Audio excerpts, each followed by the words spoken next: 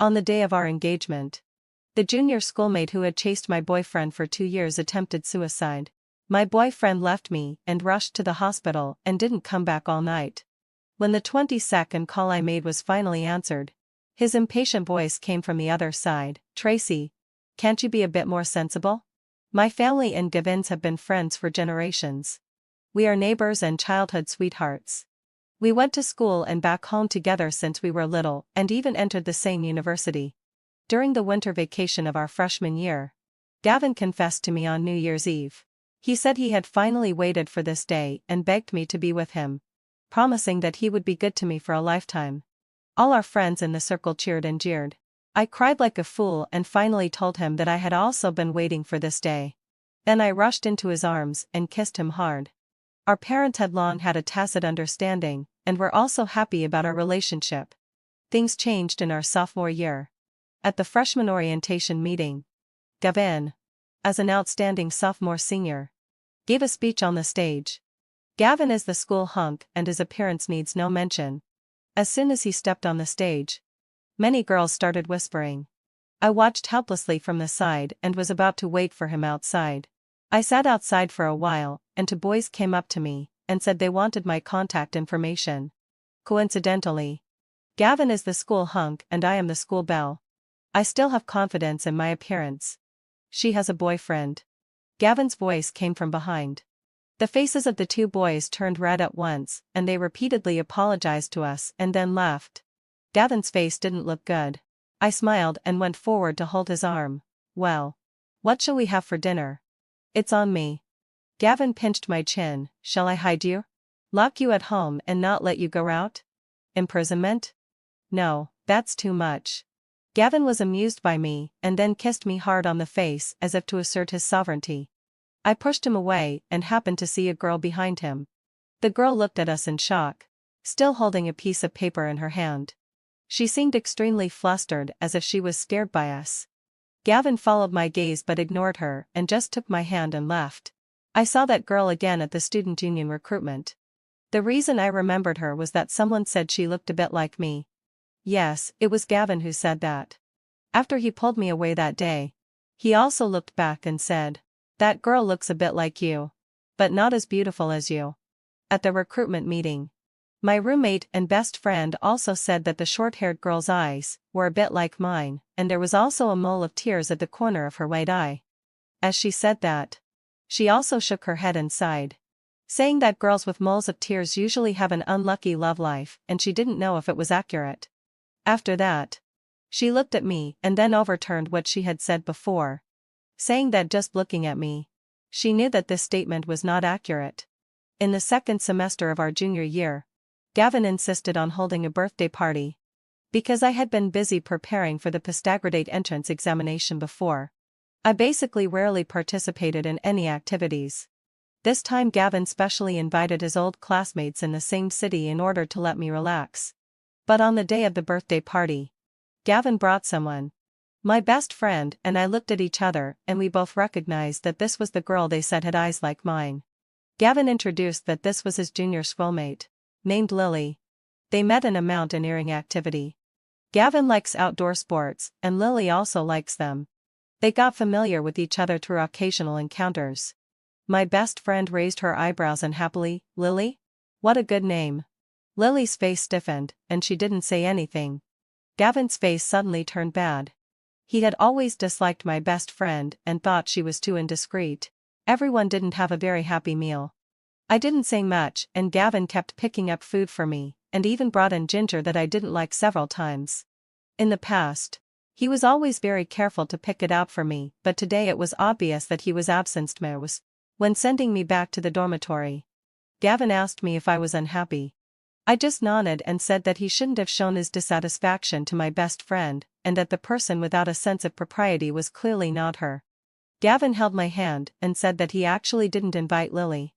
It was Lily who heard him on the phone and then knew about it and also sent him a gift.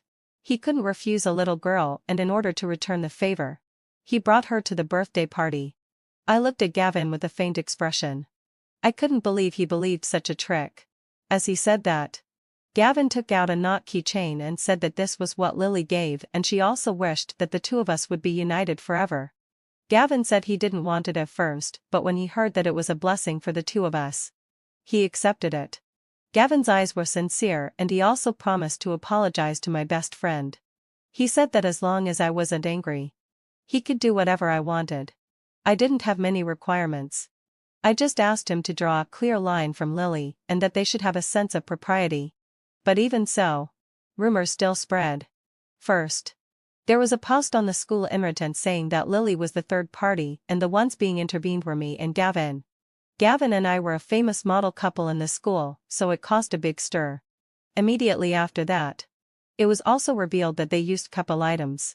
Gavin's keychain and Lily's mobile phone chain were two identical knot keychains.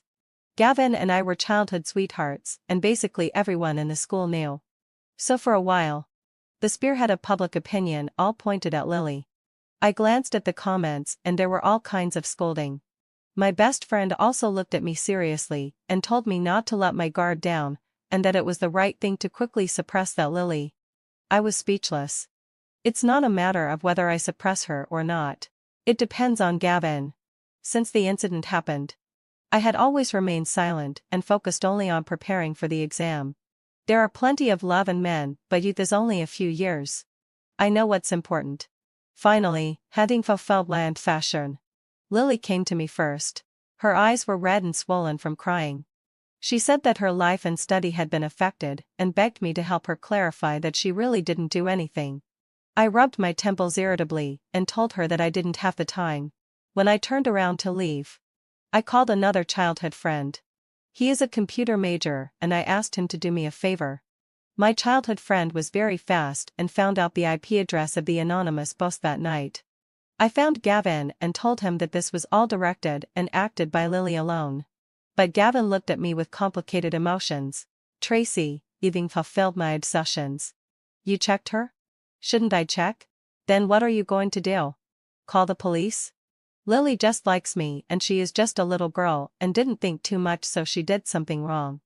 I was stunned. The Gavin in front of me made me a bit incomprehensible. Tracy. Anyway, Kevin fulfilled land session. This has no impact on you, but it's her who is hurt. Let's just let this matter pass and don't pursue it anymore. Okay? I stared at Gavin for a while and finally smiled. Okay. If you think it can pass, then let it pass. Gavin was relieved and immediately wanted to hug me, but I stepped back to avoid him. Gavin. It's not that the weak are always right. This is a matter of principle and character. It can pass for you but not for me. Gavin was a bit annoyed. And what do you say? I frowned. You handle it yourself. If you can't handle such a small matter well, then we break up. We had a cold war for a whole semester. However, I also heard that Gavin and Lily did draw a clear line, and Lily also rented a house outside the school and basically didn't come back when there were no classes. This matter gradually subsided with time, but it seemed that something between Gavin and me was slowly changing. On the day I was admitted to graduate school, my mother called me and asked me to go home. I went downstairs and Gavin was waiting for me downstairs. I didn't say a word on the way home. Gavin was driving and his eyes looked at me from time to time. When I got home, it turned out that our two families planned to arrange our engagement. Gavin actually took the postgraduate entrance examination this year, but he failed. Originally his grades had always been better than mine.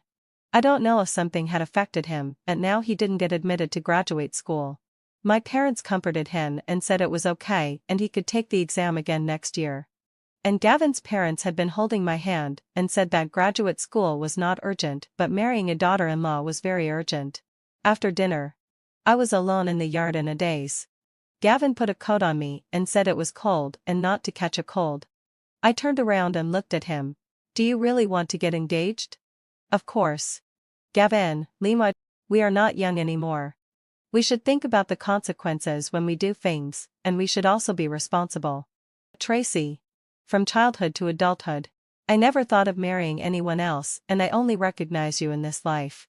But although he said nice words, he still disappointed me. On the day of our engagement, Gavin received a phone call. He said that Lily had cut her wrists and was being rescued in the hospital. I held him and said that it was okay for the doctors to rescue Lily, but I couldn't do without him for my engagement. Gavin stared at me for a while and said that I should be good, and he would just go and have a look and come back immediately if there was nothing wrong. In this way, Gavin left me and all the guests and left. This scene was very much like the drama I liked most. Once I was still in Gavin's arms complaining about that bride, and said that the one who is not loved is the third party. At that time, Gavin would smile and kiss the corner of my eye, and his voice was low and hoarse, and he asked me to marry him quickly. But now I realized that I was not the heroine. It took me nearly an hour to calm myself down. Although my heart was still aching, I still insisted on politely seeing off the guests and explained to them that Gavin had something very important in the laboratory, and if he missed it, it would affect his future. I don't know if others would believe it, but I myself didn't believe it. Finally, heading to Feldley, my best friend helped me send both parents home, and I was alone sitting in the empty banquet hall and finally burst into tears.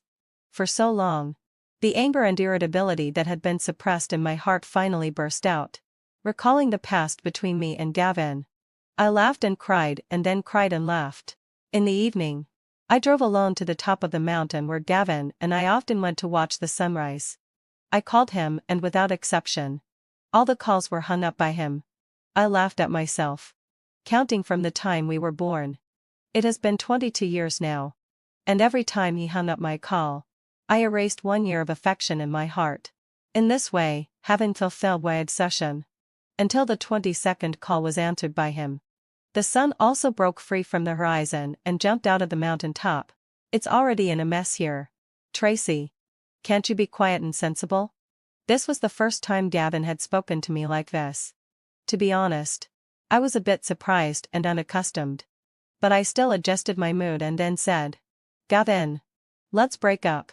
I've mentioned breaking up twice. The first time was a warning, and this time it's a notice. I hung up the phone before Gavin could say anything. Then went home to pack my things. Ready to start a new life. In fact, I'm a relatively independent girl. When I was with Gavin, I basically didn't need his help. So after leaving him, apart from feeling very sad, I didn't find it hard to get used to other things. In the morning, I still get up early to have breakfast by myself as usual. I have lunch and dinner with my best friend. I've put all my energy into my studies. My grades are among the best. And my tutor praises me constantly. My best friend often rubs my face with regret, saying, "Last month you still had a chubby face. How come you have an oval face in just 1 month?" In fact, no matter how well I pretend during the day, I still feel sad at night. I often hide under the covers and cry, usually falling asleep while crying. Gavin came to look for me several times, but I didn't see him. He also sent me messages every day, but I didn't reply. I really wanted to block him, but my finger hovered above the screen, and I just couldn't bear to do it. Later, once he blocked me in the cafeteria and said that he had made things clear on the day Lily was discharged from the hospital. He said that the person he liked was me, and the woman he would marry in the future could only be me. I stared fixedly at Gavin and asked him what he would do if Lily tried to commit suicide again. Gavin was speechless. I told him that what I've always wanted was never a promise or a guarantee, but that when I and another girl were on the two ends of the balance, teetering, he would choose me without hesitation. Gavin moved his lips, and then said in a very low voice, "If she wants to die, I can't just ignore her." I sneered. "Then, what if both of us were going to die? Whom would you save?" "Of course it's you." "To be honest," Gavin answered with great determination, "and I believe that if I were also in the hospital being rescued, Gavin would definitely choose me firmly." "What a pity." I stood up and said, "Gavin, let out a mot sigh. My love and my husband shouldn't be obtained through life-threatening means." Perhaps Gavin didn't know that on the day of the engagement, when he chose to leave, I had already fallen off the balance, covered in bruises. After that day, I broke up with Gavin completely. He knew my temper and didn't pester me. Instead, he studied even harder to prepare for the second exam, while I was also constantly busy with my studies. I still haven't blocked him. Before, I couldn't bear to do it, and now I've let it go and think it's unnecessary. It's late autumn. There is a path in the school with maple trees on both sides. Every season at this time, Gavin would pull me to take a slow walk on the path. He said that after we got married, we would come here every year. And later we would come with our children. When we were old, we would come here supporting each other. But neither of us waited until that time. I was sitting alone under the maple tree. The late autumn sees and always makes people feel especially sad. In the evening, my best friend found me and said that it was her birthday today and asked me to accompany her to have a meal. Damn it. I actually forgot about this. My best friend and I have known each other since childhood. She is also my uncle's neighbor. When I was in primary school, my parents were often not at home, so they sent me to my uncle's house. Several children played together. My best friend has a brother, who is the same age as my uncle's cousin. At that time, detective dramas were popular. We often gathered around to watch them. When each case was solved, we were all excited and determined to study law well in the future. Later, on the day of the freshman registration in college, my best friend and I met again in the dormitory. I then learned that my cousin was an outstanding student in the law major, and so was her brother. Recalling the things from childhood, I suddenly realized that there were not only Gavin in my life, I also had friends and relatives, as well as the dreams and goals I had when I was young. Before I knew it, I had been taken to the restaurant by my best friend. I thought it would just be the two of us today. But as soon as we entered the door, we were attracted by the cheering sound in the private room. I turned my head subconsciously, and my mind went buzz. The door of the private room was half open. And at this moment, what I saw was Gavin and Lily kissing. What the hell? Are they shameless? My best friend was filled with anger. She picked up a wine bottle from the next table and was about to rush forward. I quickly hugged her and said, "Jocelyn, don't be impulsive." It wasn't that I was kind-hearted, but because we were both law students. If we got a stain on our records because of a fight, it would affect our future careers. But my best friend is straightforward and can't stand seeing me being wronged. A noise we made here alerted the people in the private room. Gavin saw me at a glance. He pushed Lily away in a panic and said, "Tracy?" He ran towards me, afraid that my best friend would really hit him with the wine bottle. I quickly shouted, "Stay away." But my best friend was furious. She raised the wine bottle towards Gavin and said, "You scumbag and that bitch. Today, even if I get detained, I will get justice for Tracy. Jocelyn, it's all in the past. It's not worth it for such people." "What do you mean by such people?" Just as I finished speaking, Lily also walked out of the private room. Her lips were still a little swollen, and she looked at me provocatively. "Senior, your words are so harsh. Gavin and I are dating openly." My best friend cursed. "Openly? You're a mistress. Don't you know what despicable means you used?" A flash of anger crossed Lily's face, but she quickly smiled and looked at my best friend. "Dear senior, you've disliked me before. What do you still want to hit me? But aren't you studying law? If you hit me, aren't you afraid that I'll sue you?" "Shut up," I shouted, then looked at Gavin and said, "Why don't you take her away?" Hearing my voice, Gavin finally came to his senses and went to call Lily. But Lily seemed determined to enrage my best friend. She shook off Gavin's hand and, with a very annoying look on her face, pointed to the top of her head towards my best friend and said, "Hit me here. Don't be polite." "But senior, why can't you understand me? I heard that senior has been chasing after a certain senior for many years. It's a pity that the person didn't like you even after you tried so hard. TSK. Senior, aren't you being cheap?" Originally, having fulfilled I wanted to calm things down.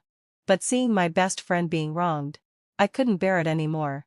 "Shut your mouth," I cursed. And then, let out a low sigh. Before anyone could react, I snatched the wine bottle from my best friend and threw it directly at Lily. There was a dull thud. It was Gavin who blocked in front of Lily. The wine bottle hit his shoulder and also hit my heart. At that moment, I truly felt what it meant to be heartbroken. Finally, hadn't fulfilled my sigh. Between the two of us, he still chose Lily. Lily was shocked for a moment. then quickly shouted to the companions behind her to call the police. Gavin shook off Lily. Then turned around and shouted, "I'd like to see who the hell dares to call the police?" After shouting, he looked at me and said, "Tracy, don't be afraid. I won't let them call the police." After that, he wanted to come over and hold my hand. But I avoided him. I pointed the wine bottle at Lily and said, "Bitch. I'm not afraid of you calling the police. But if you dare to scold Jocelyn again, do you believe I'll make you pay?" Lily was also frightened by me. After all, she didn't expect me to really take action. My best friend was also stunned. She just held my hand. And now it was her turn to persuade me not to be impulsive. My anger didn't subside. I don't care if I don't become a lawyer. I have hands and feet. And I can earn a living doing anything. Unlike some people, all they can do is seduce men with despicable means. What else can they do? My best friend was so touched that she hugged me and said that she could also support me. Support me for a lifetime. After this happened, my best friend and I didn't plan to eat here anymore. We were about to leave. But Gavin seemed possessed. He ignored Lily, who was crying and sobbing, and just grabbed my wrist, asking me to listen to his explanation. At this stalemate, a big hand with distinct joints grabbed Gavin. "Brother, it's time to let go." I was stunned. I looked up at the person and heard my best friend shout "brother" beside me. My best friend's older brother, Flynn, has been the standard child of someone else's family since childhood. He has good grades, a good appearance, a good personality, and a good family background. After not seeing him for many years, he has grown from the sunny boy in my impression into a mature man. He pulled Gavin's hand away and smiled at me. "Tracy. Long time no see." I was stunned for a moment. Then quickly replied, "Flynn. Long time no see." This was the address we used when we played house as children. At that time, I played the role of a lawyer. And he was the client who came for help. In the end, my best friend hugged me while crying. She said that I was so good. So why did Gavin and Lily treat me so badly? The two of us hugged each other. And for the first time, I cried out loud as if to release all my emotions. Yeah. Why did they do this to me? The next day, when I went to see the tutor, my eyes were as swollen as a goldfish's. I thought there was no one else around, so I didn't care about my appearance at all. But when I pushed open the door of the office, I really wanted to find a hole to crawl into. Because not only was the tutor there, but Flynn was also there. And then I realized that he had clearly sent a message saying, "See you tomorrow" yesterday. But at that time, I was only focused on chatting with my best friend and completely forgot about it. Good heavens! Could there be anything more embarrassing than this? Just in time. "Tracy is here." "Flynn. You were just saying that you were short-handed, right? Let Tracy be your assistant." I was stunned. Before my brain could react, Flynn nodded with a smile and said, "I couldn't ask for more. But I don't know if Tracy would condescend." It turned out that there were too many cases in the law firm recently. And some of them were quite tricky. Flynn came to discuss with the tutor if there were any suitable juniors or seniors that he could recruit to the law firm. And I, as the tutor's favorite student in the new class, was naturally the first choice. Flynn was very efficient. In the afternoon, he brought me a large stack of materials.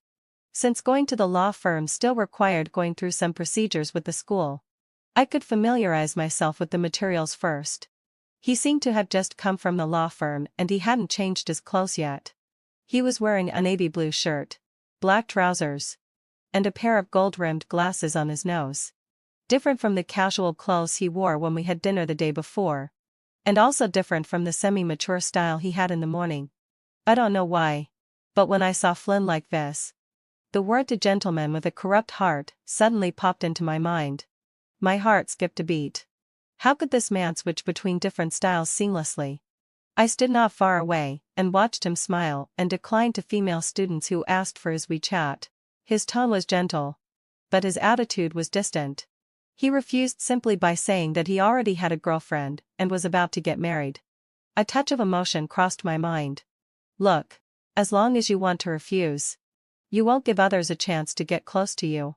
When there was no one else around, I then walked over with a smile and said, "Flynn is still as charming as ever." He gently tapped my forehead, then gave me the materials and said, "There are quite a lot. You can look at them first. If you don't understand anything, feel free to ask me." He was very busy. As soon as he delivered the things, he was in a hurry to leave. But just as he was about to turn around and leave, he stopped and turned back to say, "I'm available 24 hours. I smiled and said, "Then you'd better be prepared. It's possible that I'll call you in the middle of the night." I couldn't ask for more. Damn bad luck. But who can I blame? Aren't all the blisters on my feet caused by my own walking? Ah. I was sitting there in a daze when my best friend suddenly let out a scream. I was startled. My best friend put her phone in front of me and said, "Is this woman Lily?" The photo was a bit blurry, but it was still easy to tell who it was at a glance. But my attention wasn't on Lily. It was on the man sitting opposite Lily. Was that Flynn? In the following hour, my best friend grilled Flynn nonstop and also sent greetings to Gavin and Lily's ancestors. Her words were filled with expletives, like sending a telegram in rapid succession. Finally, Tedin fulfilled Wyabsai. When she was exhausted from scolding and hung up the phone, I poured her a glass of water. I thought she must be extremely thirsty. But before I could say a word, she suddenly stood up and wanted to take me out. "It's getting dark soon. Where are we going?" "To find my brother." "Are you crazy? Your brother is working overtime. He's busy with important things." My best friend finally calmed down. I let out a soft sigh, having fulfilled Landsai. Then pulled my best friend back to sit down and told her that Flynn wasn't like Gavin and wouldn't do anything out of line. Besides, Flynn had already explained that Lily was a client of another lawyer in the law firm. He didn't have much impression of her at first. And when she stopped him at the door today, they just exchanged a greeting. After my persuasion, my best friend finally stopped making trouble with Flynn. At 1:30 in the morning, I received a message from Flynn asking if I was asleep, since I usually go to bed late. I replied immediately. The next second, his phone call came in. I hid under the covers and spoke in a low voice. And Flynn on the other end also lowered his voice. I couldn't help laughing and said he could speak louder. Flynn chuckled softly and then explained to me what happened when he met Lily today. He said he really didn't know Lily. And when she greeted him at the door, he just stopped out of reflex. He didn't expect that in just a moment. He was photographed. I felt a bit conflicted yet touched. When it came to similar situations, Gavin would only tell me that I was overthinking. I wanted to tell Flynn that he actually didn't need to explain this to me because I had no right to be jealous. Finally Flynn broke the ice. "By the way, I'm going back to school tomorrow morning. What do you want for breakfast?" Although the topic shift was a bit abrupt, I was still moved that he could sense my awkwardness. Compared with Gavin, he never seemed to have considered me so carefully. In his eyes I was always independent and tough, but that wasn't a reason for him to not be attentive to me. I thought this matter was over. But for some reason, since that day, Flynn started to frequently appear downstairs of my dormitory. Flynn and I were sitting in the back seat. He was closing his eyes to rest, and I didn't have the heart to disturb him. Suddenly, having fulfilled my obsession, my hand felt warm as Flynn held it. I opened my eyes to look at him. He still had his eyes closed, but his grip on my hand tightened. We didn't talk during the whole journey until we arrived at the airport. Then, taking advantage of the crowded people, he pulled me to his side. "Tracy, I have something to tell you when I come back." His eyes were so passionate that my heart started pounding. I could only blush and nod subconsciously. Then, come back early. In the evening, my best friend and I went to watch a movie, but neither of us was in high spirits. When the movie ended, my best friend suddenly showed me Flynn's WeChat moments with excitement. He posted a photo of a movie ticket with the caption, "Watching a movie with my Tracy in spirit." My cousin commented, "You're clearly watching the movie with me. But you're thinking about my sister in your heart." I smiled. He was really putting his heart into loving someone. In fact, it's easy to tell the difference between not being sincere and going all out. For example, Gavin had a lot of time to be with me. But when he was with me, he still paid attention to others. Another example is Flynn. He was extremely busy, but he tried his best every second to make me happy. The relationship between Flynn and me gradually got closer without us realizing it. A good relationship really can nourish a person. Looking back at the days when I just broke up with Gavin, I was like a completely different person from now. However, the best news today was that Flynn said his trip was coming to an end. He estimated that he would be back in 3 or 5 days, and could even catch up with my birthday. I was on the way back to the dormitory, talking to Flynn on the phone. But when I saw Gavin standing downstairs of the dormitory, the smile on my face froze instantly. "Tracy, can we talk?" I ignored him and tried to walk around him, but Gavin grabbed me. "There's really nothing between me and Lily. What you saw that day was just that I was drunk. Her eyes always reminded me of yours. And with the alcohol taking effect, Gavin. Don't say she looks like me anymore. It makes me sick. Tracy, don't treat me like this. I really know I was wrong. Tracy. Can you give me a chance? Let's start over." "Sure." I agreed firmly. A look of surprise flashed across Dan's face.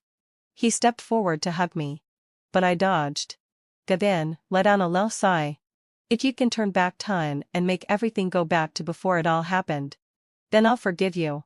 Maybe my expression was too cold. Gavin looked sad. "Tracy. You've fallen in love with Flynn, haven't you?" During this period, there have been many rumors about Flynn and me in school.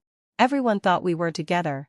Because of the incident of Gavin betraying me before, everyone had a favorable impression of me, thinking that I had finally come through hard times, and they were full of blessings. I didn't deliberately clarify anything.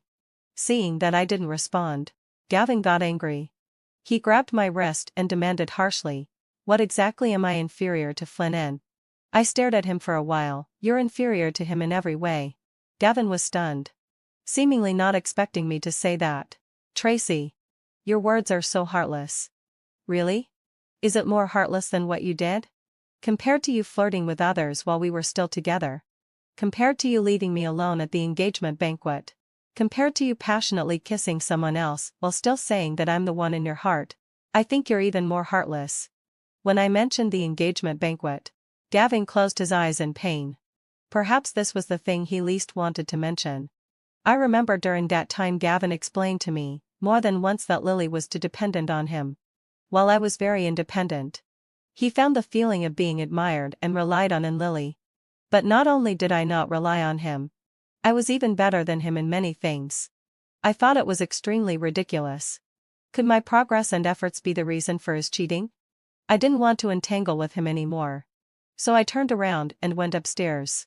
Gavin pulled me. "Tracy. Is Flynn really that good? Can he outweigh our more than 20-year relationship?" I didn't turn back, but replied loudly, "Gavin. Flynn is just that good. Have you ever thought that the reason you're not relied on and admired by me is that you're too weak? Why doesn't Flynn think so? Because he's confident and powerful. So he deserves it." After saying this, I entered the dormitory building. But when I picked up my phone, I suddenly realized the person on the other end of the phone hadn't hung up. I tentatively put the phone to my ear. "Tracy. I booked a flight for tomorrow morning. I want to see you right away." Early the next morning, before my best friend woke up, I quietly got up. Calculating the time, Flynn should be arriving soon. I took several deep breaths, and my hand holding the makeup brush was shaking. It was strange. It wasn't the first time we met. So why was I so nervous? A WeChat message popped up, "I'll be at school in half an hour." I was stunned. Why was he so fast? There was no time to put on makeup. I quickly tidied myself up and rushed downstairs, only to see Lily. A wave of annoyance hit me. I planned to stay away from her. But unexpectedly, Lily called out to me. "Tracy. Are you satisfied now? You've messed up my life. Gavin doesn't want me. Even if I try to be like you. Even when he's drunk. He can tell at a glance that I'm not you. He told me to stay away, saying that if you saw me, you'd be sad. Tracy. You clearly don't want him anymore. But he still only has you in his heart. He even started pushing me away to beg for your forgiveness. Now you two are in true love. So what am I? This is between you and him. It has nothing to do with me." Bah. Lily spat and then looked at me with a sneer. Tracy. Don't think that just because you act so high and mighty. No one knows. You're also relying on men to find your sense of worth. Otherwise, why are you clinging to Flynn? You're the same as me. Lily's eyes were red and her emotions were a bit agitated. I remembered something Flynn told me before. Lily had consulted about the property issue regarding extramarital affairs in the law firm. If his judgment was correct, Lily should have been deceived by a married man. After the relationship turned from love to a nurturing relationship, she was discovered by the legal wife and was wronged. This matter somehow spread later. She had struggled in this relationship before. Even if she finally compromised, she was still a half-victim. So she somehow won some sympathy. But later she destroyed the relationship between me and Davin, which was knowingly being a third party. So once this matter came out, she became infamous in school. She thought that her current situation was all because of me. So she was more hostile towards me. I just thought she was stimulated. I'd better stay away from someone with such a wrong set of values. Otherwise, if something happened, I'd be the one at a loss. I glanced at the time. Flynn was about to arrive. I turned around and walked in the direction away from Lily. But suddenly there was an urgent sound of footsteps behind me. I subconsciously looked back and only had time to see a figure flash by. And Lily's voice exploded in my ears. Bitch, if you die, Gavin won't leave me. I have nothing now except him. So die. Tracy. In the nick of time, I was suddenly pulled into an embrace. With a clang, the fruit knife fell to the ground. And the blade was still stained with blood. My heart skipped a beat. I quickly pushed Flynn away. Where are you hurt? I saw a long gash on his arm. Which was shocking. I cried bitterly. But he held me tightly in his arms and comforted me despite the pain. As long as you're okay. When the police came to take Lily away, she looked at me with a nearly crazy expression. Why? Why do you have everything since you were born? Why does everyone protect you? Why? I looked at her coldly, because I respect and love myself. Lily was stunned. And then she let out a creepy laugh. Even when she was stuffed into the police car, she still looked at me with venomous eyes.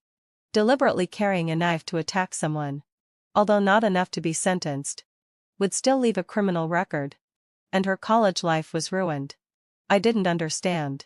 She clearly had a bright future ahead, but she chose to ruin it herself.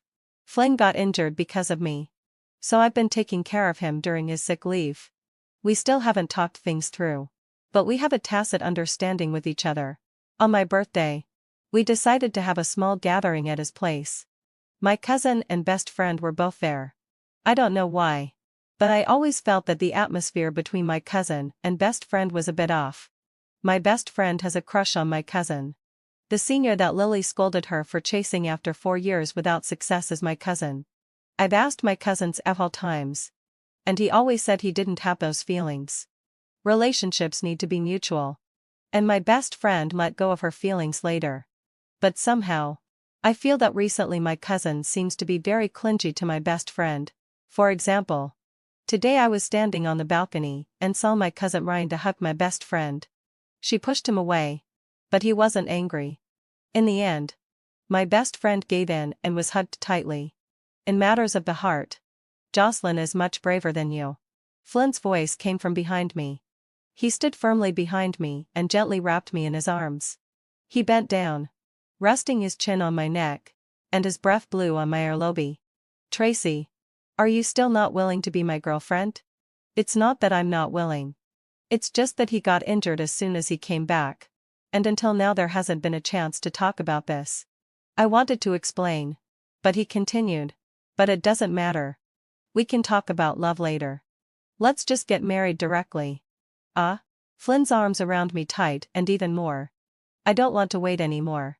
Isn't it the same to fall in love after getting married? Tracy. If I wait any longer, I'm afraid you'll run away. I was amused by him and leaned against him gently. Well, it's not impossible. Hearing my words, Flynn's lips came down. He pecked at my neck gently. His voice hoarse and low. Let me introduce myself then. I'm Flynn. 28 years old. I have a clean record. No bad habits. And I've never had a girlfriend. There's only one first love in my heart since I was a child. Someone I'd cherished for many years. My heart skipped a beat. And my eyes felt a bit sour. I'm Tracy. 23 years old. I had a boyfriend before. But I'm innocent both physically and mentally. I want to marry the person behind me and spend the rest of my life with him. For having fulfilled many years. Gavin's side story, Tracy is still with Flynn. On the day I learned this news, I went to look for Tracy once. But I didn't dare to talk to her. I watched from afar as Flynn and she walked together. The smile on her face was something I had never seen before.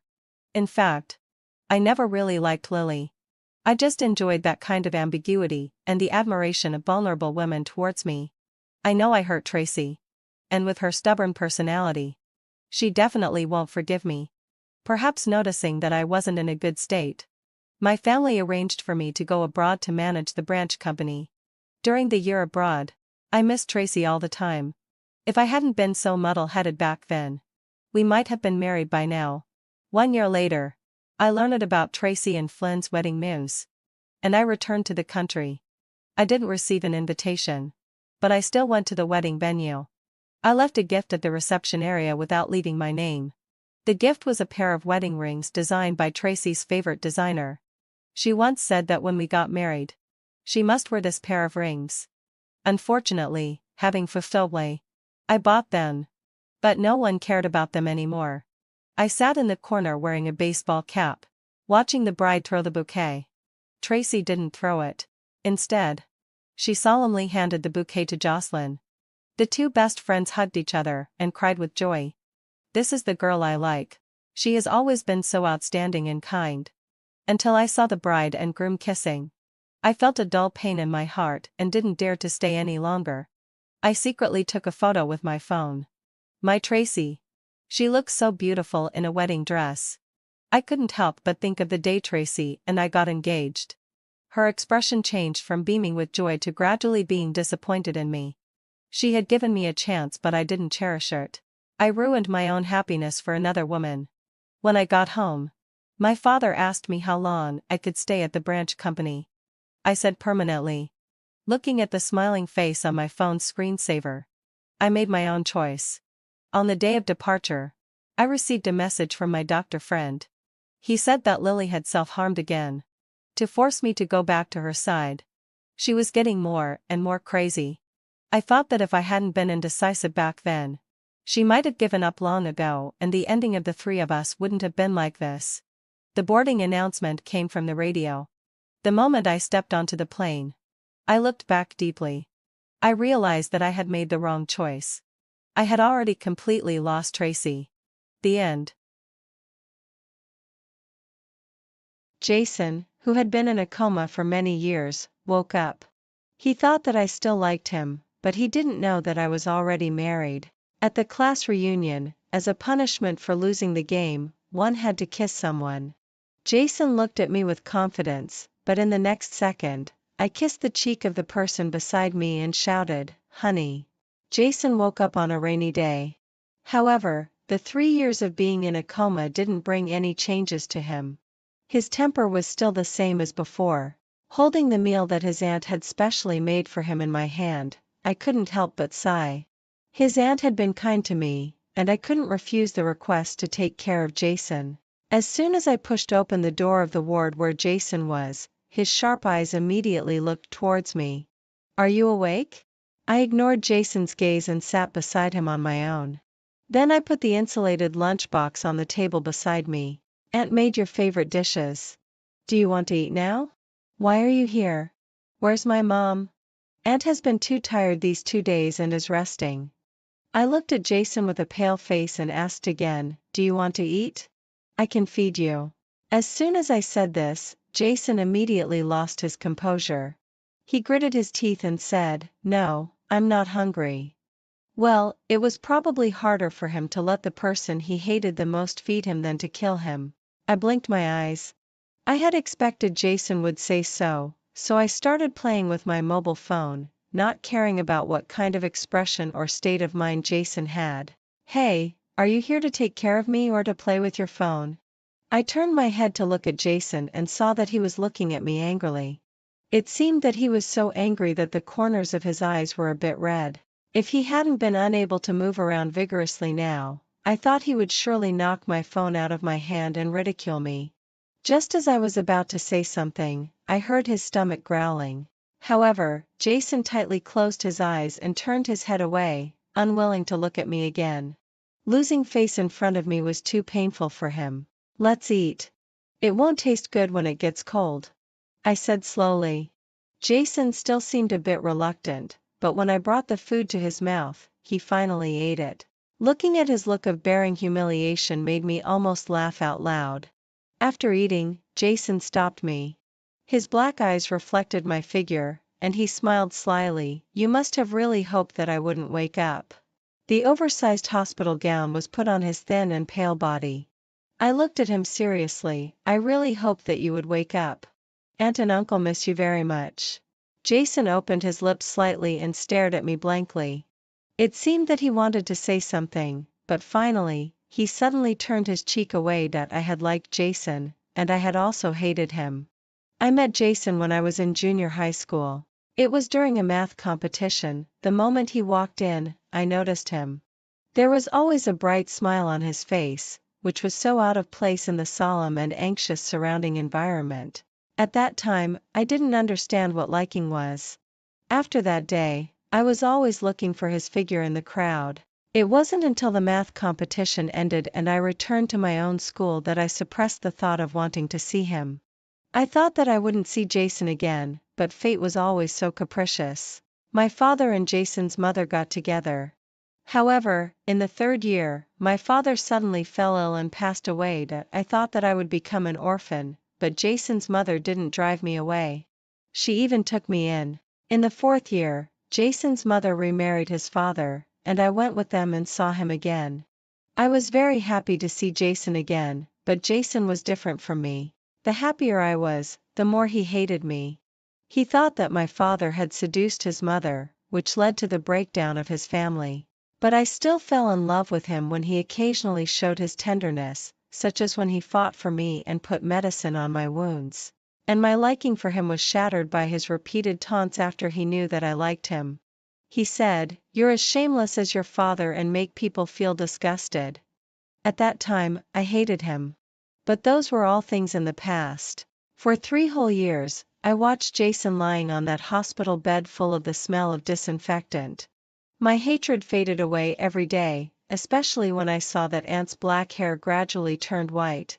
When I walked out of the hospital with the insulated lunchbox in my hand, I saw Ryan standing there waiting for me. The orange-yellow sunset fell behind him, casting a glow on him. When he saw me, he waved at me. I quickly ran towards him and threw myself into his arms. "Why are you here?" I asked. Ryan raised his hand and rubbed my long hair. His brown eyes darkened a little. "Don't you want me to come?" I smiled at him. "Are you jealous?" "Yes." "Oh." I kissed Ryan's chin. "I love you the most." Perhaps it wasn't that I didn't hate Jason anymore, but that I really didn't like him anymore and had let go, and this was the first year of my secret marriage with Ryan. Not long after waking up, Jason's temper became even worse because he couldn't move his hands and feet vigorously. Especially when I took care of him, when I covered him with a quilt or fed him. His world-weary mood reached its peak. One noon, because the instructor asked me some questions, I arrived at the hospital half an hour later than usual. Jason immediately expressed his dissatisfaction. "You're late." Jason spat out these words stiffly. I looked around. There was neither a clock in the ward nor could Jason play with his mobile phone. How did he know that I was late? Something held me up. I thought for a while and explained. However, Jason was very dissatisfied with this explanation. He looked at me angrily. When I took out the lunchbox, he suddenly raised his hand and knocked it over without warning. This insulated lunchbox really kept the food warm. The soup of the dishes wasn't cold at all, and the back of my hand immediately turned red. I didn't even look at Jason. I just calmly took out a tissue and wiped the back of my hand. I originally wanted to just leave and not care about Jason's life or death. But when I saw Jason's trembling hand, my heart suddenly softened. For Jason, a living person suddenly couldn't move. No one could accept it, and he must be feeling anxious and painful in his heart. I raised my head to look at Jason and saw that he was staring at my red hand. He blinked his eyes and met my gaze. Soon he turned his head away again. I gently let out a sigh. Why didn't you agree to the rehabilitation that Aunt told you about last time? Jason didn't say anything, but his eyelashes were shaking rather violently. I seized the opportunity and said, if you don't want to do rehabilitation, don't you want me to keep feeding you forever? Of course not. Don't flatter yourself. Jason suddenly turned his head to look at me and eagerly clarified that he also seemed to think that he was too eager and there was a bit of being angry and ashamed in it. So he raised his eyebrows and said his trump card from high school with a proud tone, Ivy, my mom doesn't know yet that the person she took in out of pity secretly likes her son. Don't worry. As long as you're obedient, I won't tell her. Jason's words reached my ears. I gently shook my head. 3 years really hadn't changed Jason at all, but he probably didn't know that I was no longer the girl who could be at his mercy when I was 17. Jason was still stuck in his 18th year.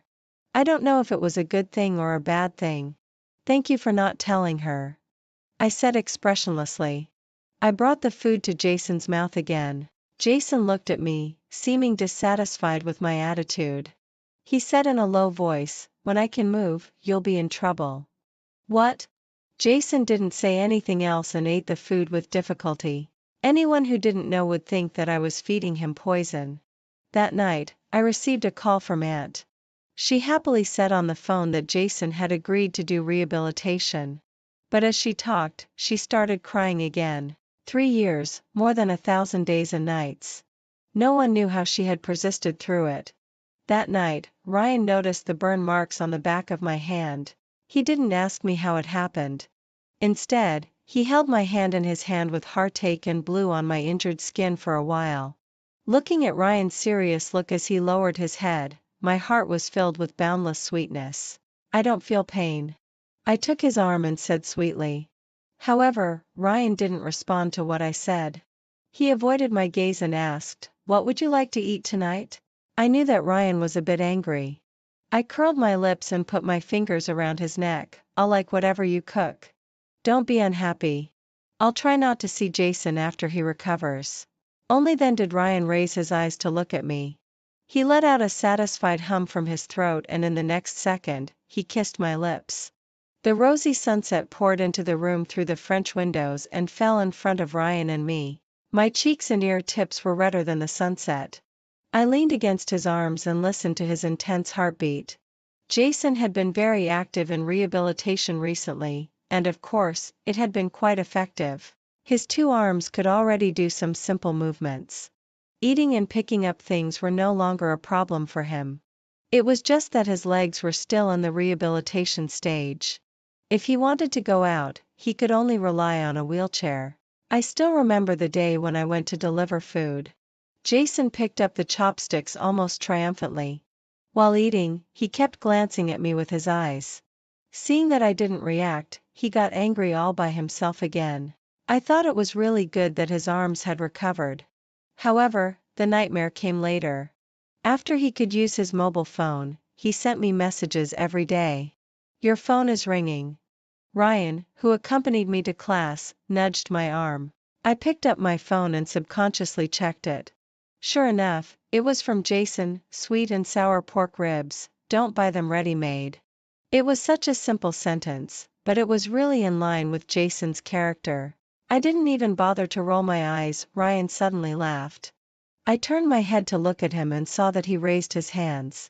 There was unconcealable laughter in his voice. Sorry, I didn't mean to look at your phone. Why is he so boring? Alas. I gently shook my head. In the evening, Ryan cooked sweet and sour pork ribs. He handed me the packed insulated lunchbox. When I held it in my hand, I felt really sorry for Ryan. Ryan saw through what I was thinking at a glance. He hugged me tightly in his arms, and his voice rang in my ear, I'm not that magnanimous, but I don't want to make it difficult for you. Ryan's words entered my heart along my ear, and my chest felt so hot as if it was on fire. Thank you. Ryan, however, smiled and said, then should I get some reward? I looked at him in confusion and then I saw him gently tap his cheeks twice. Jason was very dissatisfied with this plate of sweet and sour spare ribs. He either complained that the meat was too tough or that it was too sweet. He picked a lot of faults, but that didn't stop him from eating up the whole plate. Satisfied, he leaned against the bed and ordered me to push him out for a stroll, saying that he wanted to go out and enjoy the moonlight tonight. I directly refused his request with a blank expression. Jason immediately got angry, as if he couldn't believe that I would reject him. It's a bit chilly outside. Aren't you afraid of catching a cold? I explained. Mainly because if he caught a cold, Auntie and Uncle would have to take care of him again, and I didn't want Auntie to worry anymore. However, what I said sounded different to Jason's ears. He sneered and said, "Do you feel sorry for me?" I was stunned on the spot. Fortunately, Jason didn't want to hear my answer either. He looked at me sharply and said again, "I heard from my mom that you're studying at a local university. Back then, didn't you say you wanted to go to a university far away? Why didn't you go?" I admired Jason. I wrote that sentence in my notebook during high school. More than 3 years had passed, and Jason still remembered it. "I just didn't want to go anymore," I replied casually. I picked up my mobile phone and took a look at the time. Ryan would come to the hospital to pick me up soon. Jason didn't believe what I said. He sat up straight with his arms crossed in front of his chest. Obviously, he was looking up at me, but he made it seem like he was looking down on me. He said, "Whatever the reason is, I'm sure that I definitely won't." Suddenly, Jason stopped talking. He lowered his head and frowned tightly, as if he was struggling with the unfinished words. It was 8 o'clock in the evening. I picked up the thermos lunchbox and walked out of the ward. As expected, Ryan was waiting there. My heart, which had been as calm as still water, immediately stirred up waves. Now I just hoped that Jason would recover quickly and be able to walk on the ground as usual. Of course, this was also what Auntie and Uncle hoped for the most. So none of us dared to make Jason angry, for fear that he would lose his temper and stop the rehabilitation in the next second. For me, the main reason was that Auntie had been kind to me. She provided me with food and paid for my schooling. I had no way to repay her. So whenever Jason sent me messages and made requests, I would mostly satisfy him. When Jason wanted to eat something, Ryan would cook for him. But every time after cooking, Ryan would ask me for some rewards. I also felt sorry for Ryan when I saw him cooking for Jason. Once I said that I would do the cooking in the future, but Ryan directly refused me. "No way. I haven't even let my wife cook, and he doesn't deserve to eat the food you cooked." I hugged Ryan's waist from behind, and my heart felt as if it was soaked in warm water. "Why are you so nice?" "I'm not that nice. It's you who are nice," Ryan said seriously. When the summer vacation arrived, Jason's leg had almost recovered. On the day he was discharged from the hospital, I arrived at the hospital at noon. But as soon as I walked out of the elevator, someone called me, "Sister Mang." I subconsciously turned around and saw the little girl I met when I pushed Jason downstairs for a walk that day. The little girl smiled shyly at me, tightly clutching the chocolate in her hand. "What's the matter? Is there anything wrong?" The little girl pushed the wheelchair and moved closer to me. It seemed that she had made a great determination before handing the chocolate to me. "Sister Mang, could you help me give this chocolate to brother Jason? I may never see him again." I immediately understood the little girl's thoughts and I felt a bit mixed emotions in my heart. Jason just happened to meet her and talked to her a few times, showing his humorous side, and then deeply attracted her. But she didn't know that it was all Jason's disguise. In fact, Jason was cold and arrogant. I couldn't refuse her, so I reached out and took it. "Okay." As soon as I walked into the ward, Jason saw the chocolate in my hand at a glance. He glanced at me and snorted coldly, "I don't like this brand of chocolate." I calmly put the chocolate on Jason's lap. "Do you still remember the little girl in a wheelchair we met downstairs that day? She asked me to give it to you." Jason immediately frowned slightly and thought about this person in his mind. Soon he suddenly realized, "You haven't changed at all when it comes to liking to deliver things for others." Jason raised his eyes, and his tone was full of ridicule. I knew what he was referring to, because during high school, many girls asked me to deliver love letters to Jason. The dazzling sunlight shone on Jason's cheeks. His long eyelashes were like a butterfly about to take flight, and his slightly long hair covered his cold eyes. As usual, he raised his hand and threw the chocolate into the trash can under the bed. Perhaps those gifts full of love were just unrecyclable garbage to him. This time, Auntie and Uncle also pushed the door open and came in, saying that everything was ready and they could leave now. Jason nodded, calmly lifted the quilt, stood up, and walked out. He walked out of the place where he had been confined for 3 years. After Jason went home to live, in order to reduce the chances of meeting him, I seldom went back. But this didn't stop Jason from causing trouble for me at all. On Saturday, Auntie asked me to go home early, saying that the 4 of us would have a reunion dinner. I couldn't refuse, so I had to go back. To avoid seeing Jason, I immediately walked into my bedroom after I got back. However, soon someone knocked on my door. I thought it was Auntie, but when I opened the door, I saw Jason standing outside. He was still holding a lot of clothes in his hands. He raised his eyebrows at me. "Here are these dirty clothes for you." I remained silent and didn't move. Jason seemed a bit impatient. He forcefully tried to stuff those clothes into my arms. I deliberately stepped back, and the clothes immediately scattered all over the floor. This time it was my turn to raise my eyebrows. I folded my arms in front of my chest. "Wash your own clothes? Don't you have hands?" Jason couldn't believe that these were the words coming out of my mouth. He frowned tightly and was about to speak when I interrupted directly. "Are you going to threaten me again, saying that you'll tell Auntie that I like you?" "Go ahead and tell her." After saying this, I slammed the door hard and didn't look at Jason's expression. During high school, Jason used this sentence to threaten me, making me wash his clothes, run errands for him, do his homework for him, and even accompany him when he was punished to run laps. The door was knocked on again. It was Auntie's voice, asking me to come out for dinner. When I was sitting on the stool, I took a look at Jason across the table. It seemed that he hadn't told Auntie about that matter. Jason seemed to sense my gaze. He raised his head and silently said to me, "Just you wait." Auntie hired a tutor for Jason, thinking that he could retake the college entrance examination and enter a university he liked. I thought this would make Jason calm down for a couple of days, but I really underestimated him. Ryan's birthday was coming soon. After thinking about it, I decided to give Ryan a bottle of perfume, hoping that every time he smelled this fragrance, he would think of me. So I immediately placed an order excitedly. I originally wanted to have it mailed directly to Ryan's home, but I was afraid that Ryan would find out and there would be no sense of mystery. So I chose Auntie's home as the address. I was looking forward to the arrival of the gift day and night. I had even thought about what packaging to use and what to say when I gave it to Ryan. However, I never expected that my courier would be picked up by someone else. When I received the message that the item had been picked up, I was shocked and immediately called the courier station. The person on the other end of the phone told me that the person got my mobile phone number suffix right and also said my name correctly, so they couldn't stop that person from taking it away. My mind was racing, and I felt a bit uneasy. I asked, "What does that person look like?" Based on the courier's description, I became more and more certain that the person who took my courier was Jason.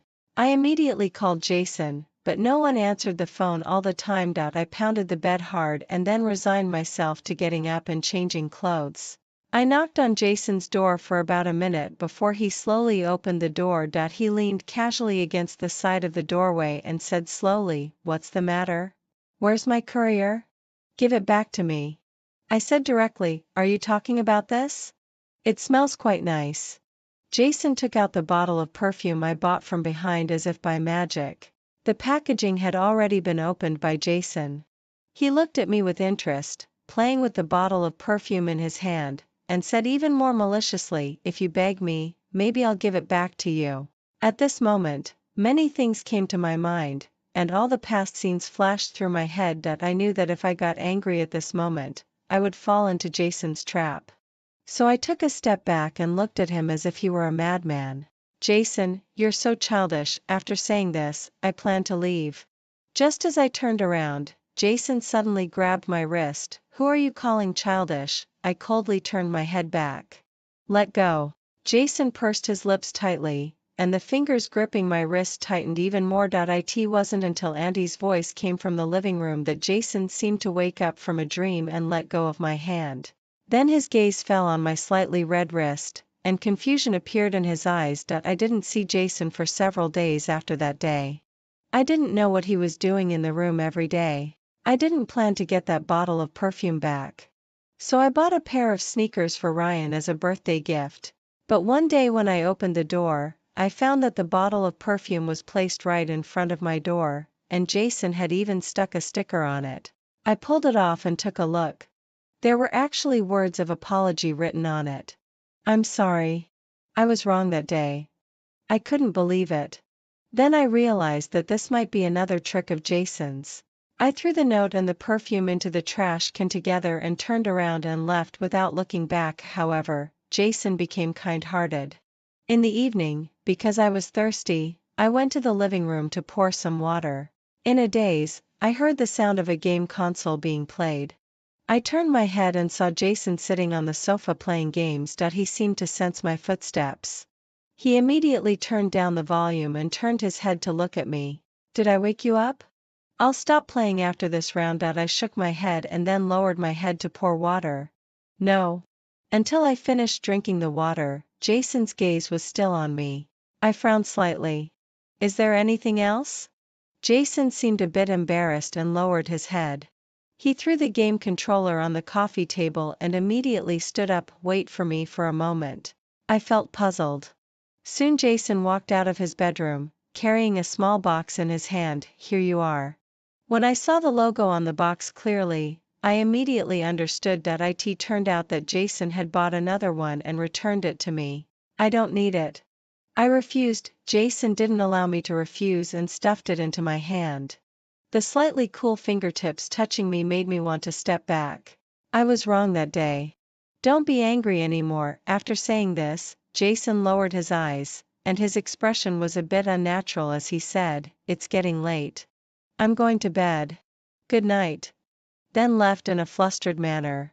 I looked at the box in my hand and felt as if I were in a dream. Sunday was Ryan's birthday, so he started asking me since Saturday whether I had any plans for Sunday and if I wanted to go out and play together. I knew what he meant, but since I wanted to give him a surprise, I said I didn't have time. Ryan's breath paused for a second on the other end of the phone. Soon, he pretended to be relaxed and said, It doesn't matter. Hearing him say that, my heart instantly twisted into a knot, and I couldn't wait to fly back and throw myself into his arms right away. After hanging up the phone, I began to wait for time to pass. I wanted to be the first one to celebrate Ryan's birthday. When it was 10 o'clock in the evening, I went to the cake shop to pick up the cake. After taking a stroll outside, I took a taxi to Ryan's home. When it was 23:50, I knocked on the door. Although I was the one preparing the surprise, my heart was beating unusually fast, as if it was going to jump out of my chest in the next second. The door was quickly opened. When Ryan found it was me, his eyes were instantly filled with shock and joy. Happy birthday. I threw myself into Ryan's arms, and he also hugged me tightly at the same time. At this moment, I seemed to hear his heartbeat as well. We turned off the lights, leaving only a few candles on the cake. Ryan's body blended into the surrounding darkness, and only a faint light shone on his cheeks. He clasped his fingers together and made a wish seriously, and his long eyelashes cast shadows on the wall. All right. Ryan blew out the candle seriously. What wish did you make? I teased. Ryan looked up at me and said mysteriously, I'll tell you when we're both 100 years old. Can we live to be 100 years old? Of course. Ryan lovingly took my fingers and intertwined them with his. We'll not only have 100 years but also 200 years, in the next life and the life after that. Jason's change was unbelievable to me. At first, I thought it was a new trick he had come up with. However, a whole month had passed, and Jason was still like this, which made me wonder if Jason had finally understood that bullying others was actually the most childish behavior and was essentially to fill the distorted void in his heart. On this day, Auntie called me and asked me to go back, saying that she had something to tell Jason and me. When I got back, she had just finished cooking the meal. To my shock, all the dishes on the table were my favorites. I was a bit surprised, but Auntie smiled and said, "Jason ordered all these dishes. If you like something to eat, just tell me, and I'll cook it for you." I quickly shook my head. "These are fine. I like all the dishes Auntie cooks." "How sweet talking you are." A smile bloomed on Auntie's face. I really hadn't seen her smile for a long time, and I was a bit dazed, as if I had gone back to the past. I shifted my gaze to Jason's face, wondering in my heart how he knew what I liked to eat. Jason noticed my gaze. Instead of dodging it, he raised his hand and smiled at me, with the corners of his mouth slightly turning up, showing a standard set of 8 teeth. His cold eyes began to melt with that smile. At the dinner table, Auntie told the truth that she and Uncle were going out to do something this Sunday and wouldn't be back until Monday. I nodded, indicating that it was okay. I was so focused that I didn't notice the sly look that flashed in Jason's eyes. On Saturday, Jason began to intentionally or unintentionally tell me that he was going to watch a movie on Sunday, and after that, he might also go shopping in the mall. He also said that he had been lying in bed for 3 years and didn't know if anything had changed. At that time, I didn't think much of it and just calmly nodded and even recommended 2 interesting places to him. By the way, it started raining on Saturday night. The pattering raindrops hit the windows and made a slight sound. When I got up in the morning, the rain still hadn't stopped. I pushed open the window and let the raindrops fall in. The whole sky was gray, making it impossible to see into the distance. I received Jason's call at noon. His rapid breathing, accompanied by the sound of raindrops hitting the ground, came into my ears. "Ivy, Before I could say anything, the call was hung up directly on the other end. I suddenly sat up halfway and fear kept spreading from my heart. I felt my hands and feet starting to go numb. I dialed back again and again, but no one answered all the time. At this moment, I thought of Jason covered in blood in high school. He was pushed into the emergency room with a pale face. I remembered Auntie fainting because she couldn't accept it, and I remembered Uncle pacing back and forth constantly. I almost tremblingly found a piece of clothing to put on and then rushed downstairs. I searched all the movie theaters and described to the staff whether they had seen a boy over 1.8 meters tall, wearing a black short-sleeved shirt and shorts, with a necklace around his neck. I repeated it over and over again, but every staff member told me that they hadn't seen him. I thought maybe Jason had already finished watching the movie and was now in the mall. The clothes on my body were already wet. I couldn't tell whether it was rain or tears on my face. I ran like a madman on the street. I searched again and again in the mall but still couldn't find him. I stood there in a daze, with my mind blank. The cool wind blew into my body, and I shivered violently. I planned to go home and take one last look. If I really couldn't find him, I could only call Auntie and Uncle and then call the police.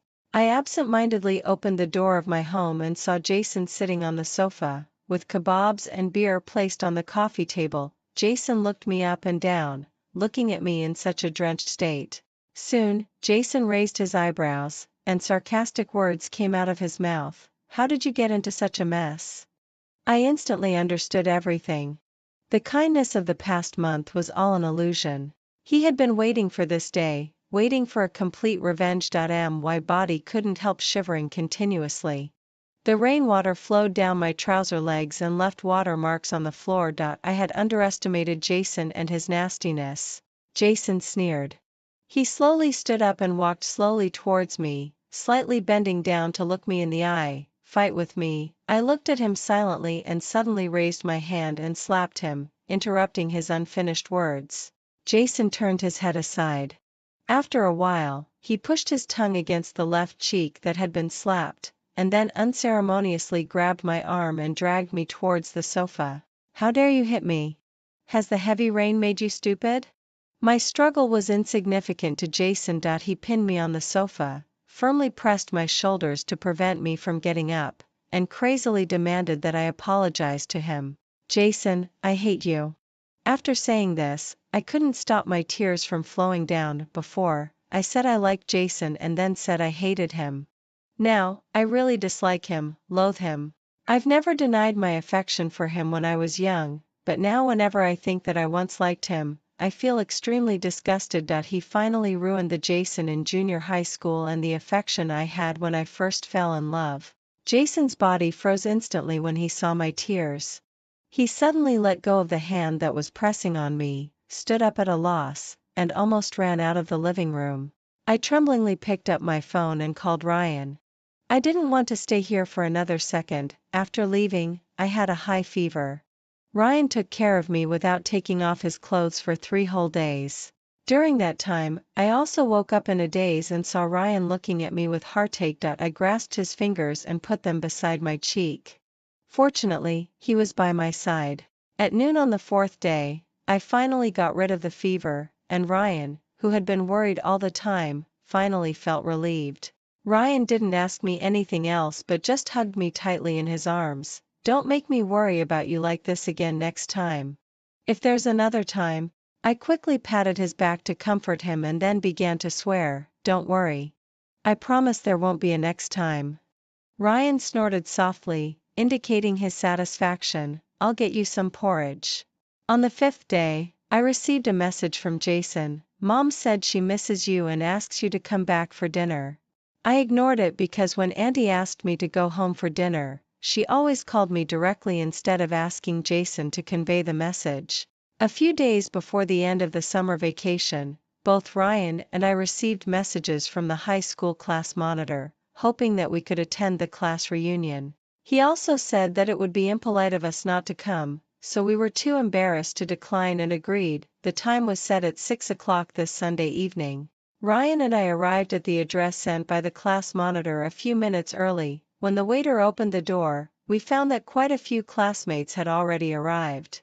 The class monitor saw us and immediately came over to greet us with some pleasantries. Ryan and I had just found an empty seat and sat down when the door of the private room was pushed open again. I didn't pay attention until a shadow fell in front of me, and then I subconsciously looked up. It was Jason. I frowned almost imperceptibly. I didn't expect Jason to come. But then again, Jason was also a high school classmate. Since he was awake, the class monitor would surely have informed him. "All right, everyone's here," the class monitor said in a louder voice. "The dishes will still take a while to be ready. Since we're just waiting, how about we play some games and have some drinks first?" Everyone agreed in unison. And so, the game began. We were playing the game of knocking out sevens. The person who was called out could choose to drink or take a dare. I don't know if it was because of my bad cold last time, but when it was my turn, I either called out the wrong number or knocked at the wrong time. "Come on, choose to drink or take a dare." Looking at the excited gazes around me, my tongue moved faster than my brain. "Take a dare." Then, kiss someone in the private room.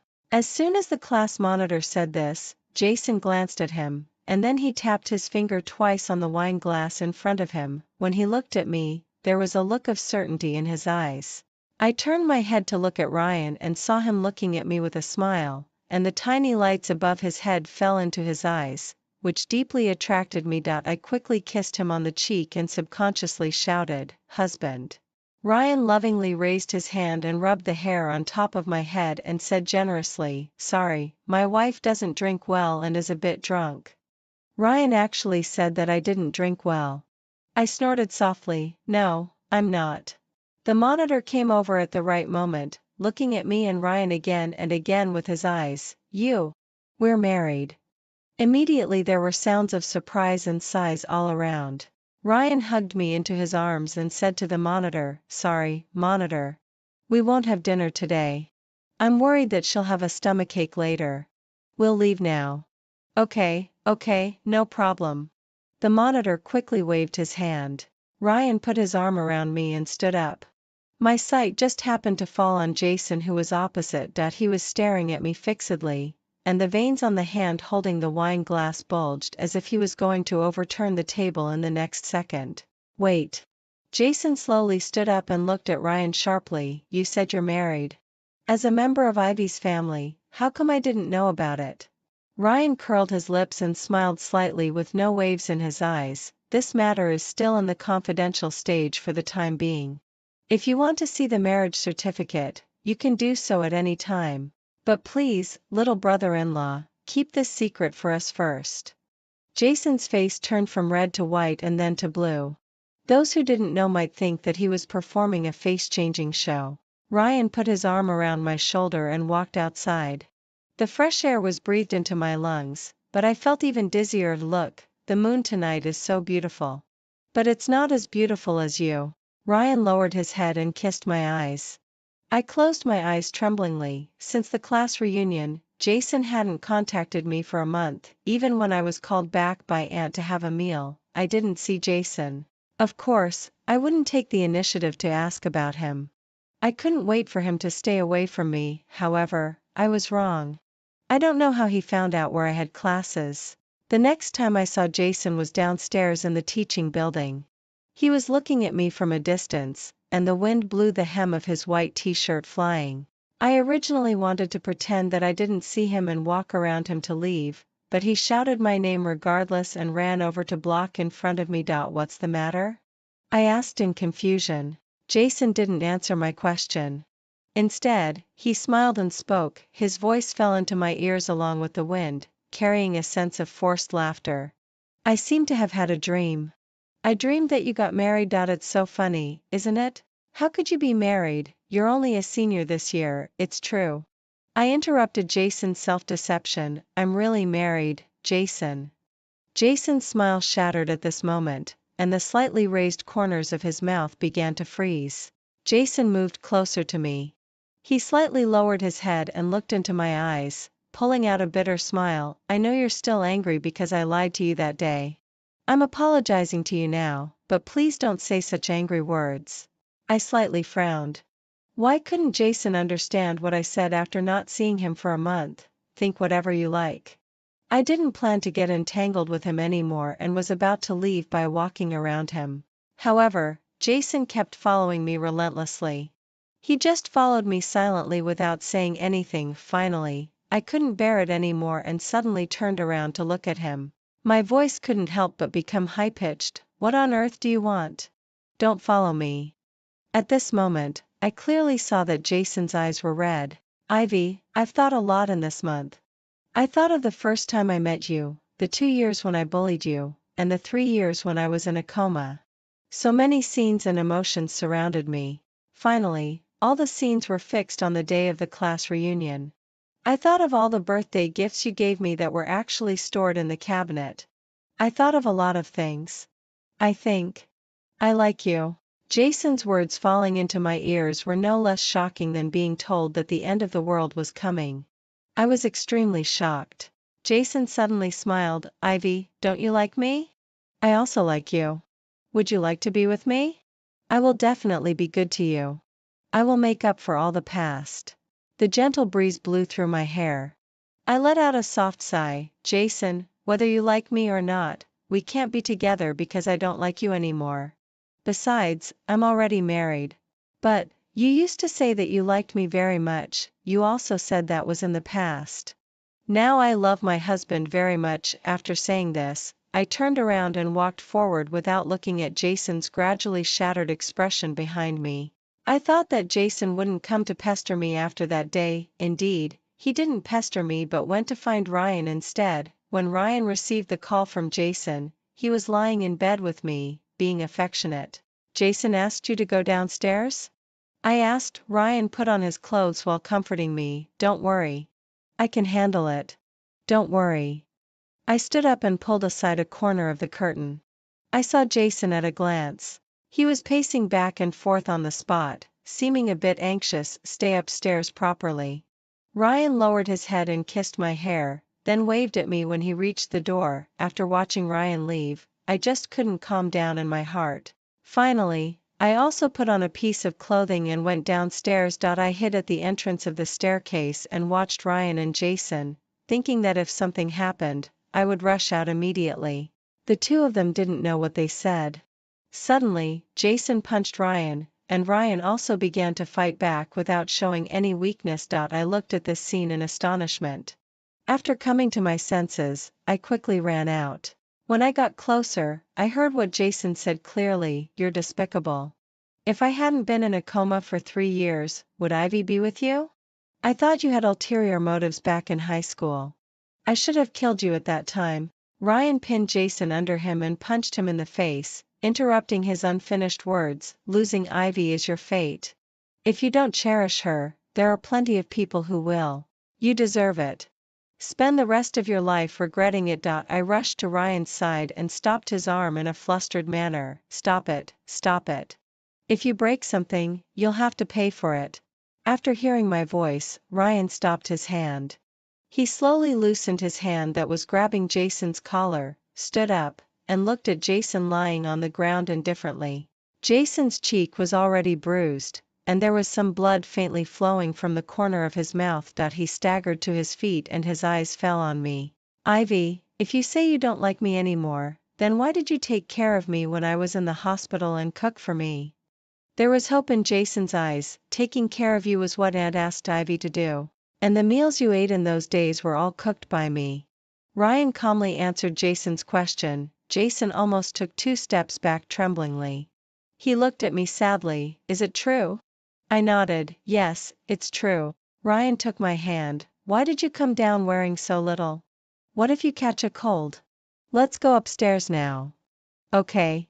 I intertwined my fingers with Ryan's and passed by Jason, walking upstairs step by step. "He said that you had ulterior motives since high school. Did you like me since the first year of high school?" I asked. Ryan said instead, "Do you still remember the first time you talked to me? At that time, you said, 'Hi, Ryan. The teacher is going to collect the notes.' I'll never forget that scene. Love always comes into being inadvertently. Perhaps it's on a windless morning or a leisurely afternoon." After this incident, I decided to tell Aunt and Uncle about my marriage with Ryan. On Friday, I deliberately called Aunt and told them that I was married and that I had obtained the marriage certificate for over a year. Aunt was very shocked on the other end of the phone. Then she immediately asked me to bring Ryan back this Sunday for them to meet. I immediately agreed. On Sunday, Ryan was especially nervous. He changed his clothes 4 or 5 times, either feeling that they weren't fresh enough or that they weren't solemn enough. Then he began to worry whether the gifts he bought were enough and whether Aunt and Uncle would like them. Seeing his nervous look, I couldn't help laughing. When we drove home, it was just noon. Aunt had just finished cooking. Aunt and Uncle looked Ryan up and down, seeming quite satisfied with his appearance. "Just come. Why did you bring gifts?" Ryan sat on the sofa. During this period, Aunt and Uncle asked a lot of questions about Ryan's family and his current situation, and he answered them all smoothly. Aunt nodded with satisfaction and gave me a wink. "Okay, let's have dinner." When we sat on the chairs, Jason just walked out of the bedroom. The bruises on his cheeks hadn't faded yet. When his eyes fell on me and Ryan, he seemed a bit shocked. "Why are you here?" Aunt quickly said, "You haven't gone out of the room these 2 days. I didn't even have time to tell you. Today, Ivy and her boyfriend came over for dinner. Do you know each other?" Jason sneered. "Yes, of course I know him. He's my high school classmate." Aunt's face immediately lit up with a smile. "High school classmate? That's great. We know each other well." Jason sat down casually on the chair on the other side, looking at me and Ryan sharply. Ryan held my hand tightly under the table. Aunt was still saying, "Then when do you plan to hold the wedding? Your uncle and I are looking forward to that day." "Aunt, do you agree?" I said excitedly. There was nothing happier than getting the support of my family. This sentence seemed to irritate Jason. Before Aunt could say anything, Jason suddenly stood up, with the veins on his hands bulging. "Mom may agree but I don't." Then he overturned the food on the table to the ground. Aunt exclaimed instantly, "Jason, are you crazy?" "Yes, I'm crazy, Mom. I like Ivy." I couldn't help but widen my eyes, feeling incredible. The carefully maintained harmonious family scene finally broke down. Ryan hugged me tightly in his arms, but I still saw Uncle give Jason a slap and scold, "Bastard." This meeting was spent in chaos. I whispered an apology to Ryan, but Ryan covered my lips. "It's not your fault at all. Don't blame yourself." I nodded vigorously, but my throat began to feel sour. I thought that I must have saved Ryan in my previous life to meet him in this life. The only good thing was that the application for studying abroad that Ryan and I submitted in our junior year was approved. We could fly to Australia to study in a while. During this period, Aunt called me again. She apologized for Jason and also asked me when we would hold the wedding. I thought about it and told her the news that we were going to Australia. "That's good. I think Ryan is a reliable kid. Don't forget to let us know that you're safe when you get there." I smiled, "No problem." Before I knew it, late autumn had arrived. The withered and yellow leaves fell to the ground, making a crunching sound when stepped on. During this period, Jason sent me a lot of messages. In the end, I blocked him. He also tried to find me at school, but since I deliberately avoided him, we never met. The last time I saw him was 2 days before I was about to go abroad. He seemed to be rather dispirited. He wore a white shirt casually, and his hair had grown a bit longer, slightly covering his eyes. He hung his head low, and I didn't know what he was thinking. I ignored him and chose to take a detour to leave. On the day I went abroad, when I was at the airport, I received a call from an unknown number. The person on the other end of the phone didn't speak immediately, but I still knew it was Jason. After a long while, he finally said, "I always made you beg me before. Now, can I beg you? Please don't leave." I turned my head to look at Ryan. My figure was reflected in his clear eyes, and all I could see in them was me. "Take good care of Auntie and Uncle and live a good life." After saying that, I hung up the phone and clenched Ryan's fingers slightly. Ryan then took the opportunity to embrace me in his arms. "I love you." "Huh?" I shyly raised my eyes. "Why are you being so mushy today?" Ryan grinned and raised his eyebrows playfully. "Don't you like it?" "Yes, I do." I paused for a moment and then added, "I love you too." We boarded the plane together and headed for the next destination of happiness, the end.